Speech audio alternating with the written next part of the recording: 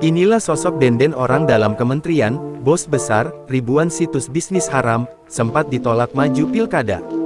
Gaya hidup keluarga Denden Imaduddin Sholeh, pegawai Kementerian Komunikasi dan Digital Komdigi, jadi sorotan. Denden Imaduddin Sholeh adalah sosok bos besar di balik ribuan situs perjudian. Latar belakang keluarga dan gaya hidup mewah Denden jadi perhatian.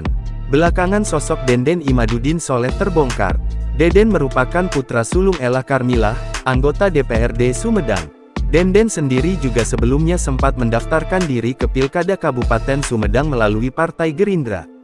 Pegawai Komdigi itu gagal melaju di Pilkada Sumedang karena tidak dapat SK dari Partai Gerindra.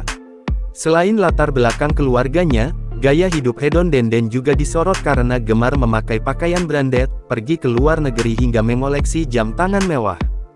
Denden sendiri di Komdigi menduduki jabatan sebagai Ketua Tim Penyidikan dan Ahli UU ITE Ditjen Aplikasi dan Informatika.